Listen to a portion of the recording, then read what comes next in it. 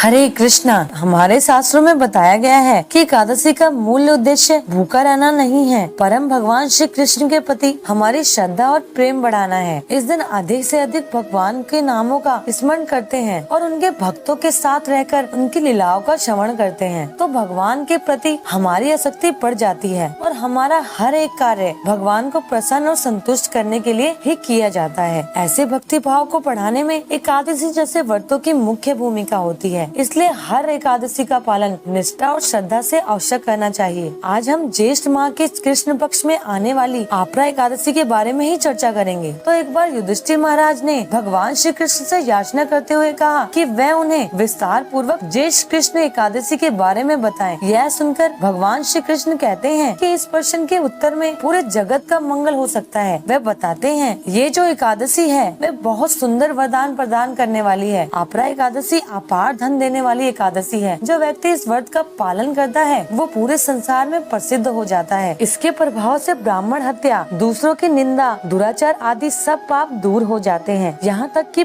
पर स्त्री गमन, झूठी गवाही देना, झूठ बोलना, इस तरह के घोर पाप भी नष्ट हो जाते हैं। रणभूमि से भाग जाने वाला क्षत्रिय, गुरु की निंदा करने वाला शिष्य, ऐसे पापी व्यक्ति भी अगर इस आपरा एकादशी का पालन भी कर ले तो वह आध्यात्मिक लोक में जाने के अधिकारी बन जाते हैं। पुष्कर नदी में इस कार्तिक पूर्णिमा में स्नान करने से और गंगा नदी में पितृ को पिंडदान करने से जो लाभ मिलता है वही लाभ आपरा एकादशी का पालन करने से भी मिलता है। इसकी कथा कुछ इस प्रकार है। प्राचीन काल में महिध्वज नाम का एक पुण्यवान राजा रहता था, लेकिन इस राजा का छोटा भाई वज्रध्वज बहुत ही क्रूर और अधर्मी व्यक्ति था। वो अपने बड़े भाई से बहुत द्वेष करता था। इसी ईर्ष्या के प्रभाव से उसने एक दिन अपने भाई की हत्या करके उसके शरीर को एक पीपल के पेड़ के नीचे गाड़ दिया। इस अकाल मृत्यु से राजा प्रेत आत्मा के रूप में उसी पीपल पर रहने लगा। एक दिन अचानक धौम्य ऋषि इस स्थान से गुजर रहे थे। उन्होंने इस प्रेत को देखा और अपने तपोबल से समझ पाए कि क्या कारण से इसे प्रेत बनना पड़ा। करुणामय होकर ऋषि ने उस प्रेत को उस वृक्ष से नीचे उतारा और उसे परलोक विद्या का उपदेश दिया। वह ऋषि इसने दयालु थे। उन्होंने इस राजा को प्रेत शरीर से मुक्त कराने के लिए स्वयं आपरा एकादशी का सख्ती से पालन किया और उस व्रत का सारा पुण्य उस प्रेत को अर्पित कर दिया। इस पुण्य के प्रभाव से राजा महिध्वज की प्रेत योनि से मुक्ति हो गई। ऋषि को धन्यवाद व्यक्त कर राजा दिव्य देह धारण कर स्वर्ग लोक चले गए। तो आप भी इस एकादशी व्रत का पूरी निष्ठा और श्रद्धा से पालन करें। अन्न का सेवन बिल्कुल ना करें और पूरे दिन भगवान के नामों का अधिक से अधिक जप करें। आपरा एकादशी की आप सभी को हार्दिक शुभकामनाएं। धन्यवाद। हरे कृष्णा।